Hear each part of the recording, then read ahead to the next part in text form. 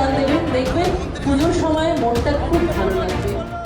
এই মুহূর্তের বড় খবর, কয়লা পাচারকাণ্ডে আত্মসমর্পণ করলেন কয়লা অঞ্চলের বেতাজ বাদশাহ অনুপ মাঝি ওরফে লালা।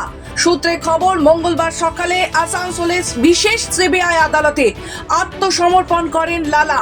প্রসঙ্গত, সুপ্রিম কোর্ট তাকে রক্ষা কবচ দিয়েছিল।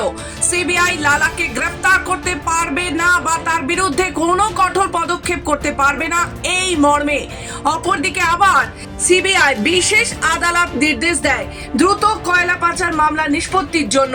এই অনুযায়ী আগামী 21শে মে এই মামলায় চার্জশিট পেশ করার কথা সিবিআই এর। আর তার এক সপ্তাহ আগে আত্মসমর্পণ অনুপ মাঝির। দীর্ঘদিন গা ঢাকা দিয়েছিলেন তিনি।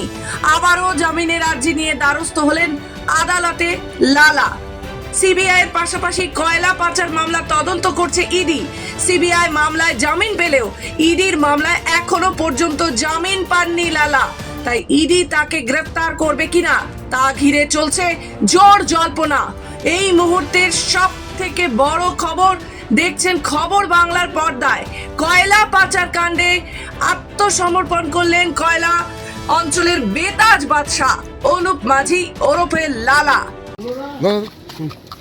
অনারেবল সুপ্রিম কোর্টের অর্ডারে আমরা আজকে অনুপ মাঝিকে কোর্টে সারেন্ডার করেছিলাম। আমাদের সাবমিশন শোনার পরে কোর্ট ওনাকে ব্যক্তিগত জামিনে বন্ড দিয়েছে। ওনাকে শর্ত দিয়েছেন যে উনি ওনার গ্রামের বাড়ি যে অ্যাড্রেস চাই সেখান ছেড়ে উনি বেরোবেন না।